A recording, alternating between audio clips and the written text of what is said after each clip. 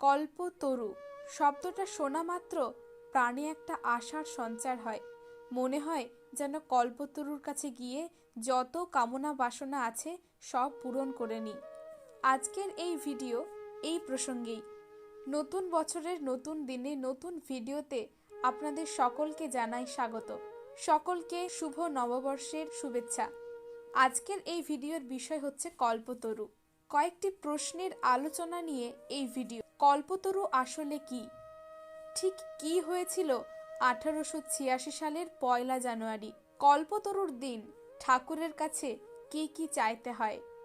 ঠাকুর কি সত্যিই সেই বাসনা পূরণ করেন? চলুন এই প্রশ্নগুলির উত্তর আমরা জেনে নিই এই ভিডিওর মাধ্যমে। কল্পতরু আসলে কি? কল্পতরু কথাটা এসেছে পুরাণ থেকে। কল্পতরু হচ্ছে কল্পান্তস্থায়ী বৃক্ষ। পুরাণ মতে জানা যায় সমুদ্র মন্থনের সময় সমুদ্র গর্ভ থেকে এটি উত্থিত হয়। পরে কল্পান্ত শেষে আবার এটি সমুদ্রে নিমজ্জিত হয়। পুরাণ মতে দেবরাজ ইন্দ্রের স্বর্গ উদ্যানে এই গাছ ছিল এবং ওই গাছের কাছে যে যা চাইতো তাই পেত। এটি ছিল ইন্দ্রলোকের বাঞ্ছা পূরণকারী দেবতরু। দেবরাজ ইন্দ্র এই কল্পতরুকে নিয়ে তার নিজের উদ্যানে রোপণ করেছিলেন। এর সাথে ভগবানের স্বভাবের তুলনা করা হয়। 1886 সালের 1 জানুয়ারি ঠিক এই দিনেই ঘটেছিল একটি ঘটনা। চলে আসি সেই ঘটনার কথায়। পার্থিব জীবনের শেষ 8 মাস ঠাকুর কাশীপুর উদ্যানবাটিতেই অবস্থান করেছিলেন। 1886 খ্রিস্টাব্দ 1 জানুয়ারি বিকেল বেলা ঠাকুর শ্রী রামকৃষ্ণদেব কাশীপুরের দোতলার ঘরে উপবিষ্ট আছেন। তিনি আজ একটু সুস্থ বোধ করেছেন। তার ইচ্ছে হয়েছে নিচের বাগানে একটু ঘোরাঘুরি করবেন। তাই দোতলার সিঁড়ি বেয়ে নিচে নেমে এসেছেন।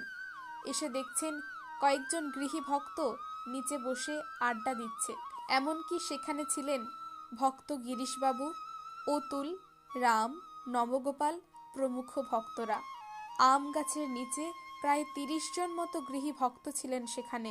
দোতলা থেকে নেমে এসে গিরিশবাবুকে জিজ্ঞাসা করলেন, গিরিশবাবু তাকে কি ভাবেন?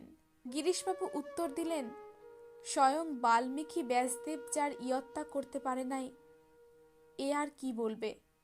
তারপর দেখলেন ঠাকুর শ্রী রামকৃষ্ণের চারিদিকে এক দিব্য জ্যোতি ঘিরে রয়েছে। তখন গিরিশবাবু জয় রামকৃষ্ণ বলে চিৎকার করে উঠলেন, যেন এক অপূর্ব দেবতা নিজের স্নেহের অঞ্চলে তাদের আশ্রয় প্রদান করবেন বলে সামনে অবতীর্ণ হয়েছেন। সেই দিন ঠাকুর সকলকে আশীর্বাদ করেছিলেন, তোমাদের চৈতন্য হোক, এই বলে। প্রত্যেকেই সেদিন ভগবানকে আলাদা আলাদাভাবে দর্শন করেছিলেন। কেউ কেউ আনন্দে নৃত্য করতে শুরু করেছিলেন, ধ্যানে মগ্ন হয়ে গেছিলেন, আবার কেউ তার জয়ধ্বনি করছিলেন। ঠাকুরের এক অন্যতম শিষ্য রামচন্দ্র দত্ত এই দিনটির নাম দেন কল্পতরু দিবস। তাই প্রত্যেক বছরের 1 জানুয়ারি আমাদের কাছে কল্পতরু দিবস হিসেবে পরিচিত।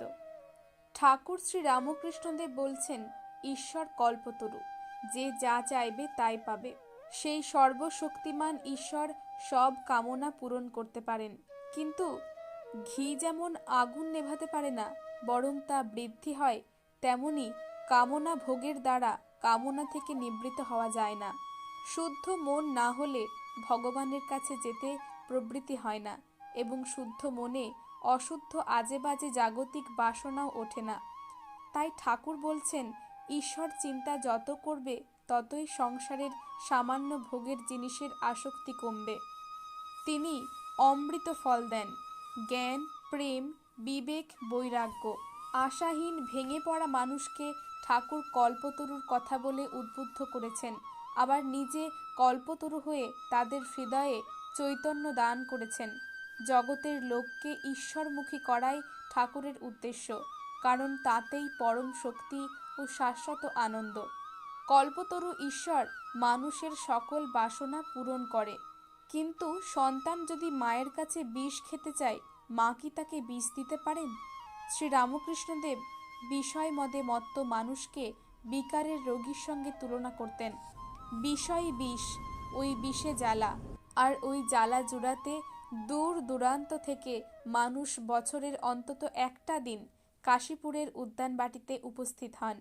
কল্পতরু শ্রী রামকৃষ্ণের কাছে প্রার্থনা, তিনি যেন আমাদের সকলের উপর তার সেই চিরকালের অমোঘ আশীর্বাদ চৈতন্য হোক, সদা বর্ষণ করেন।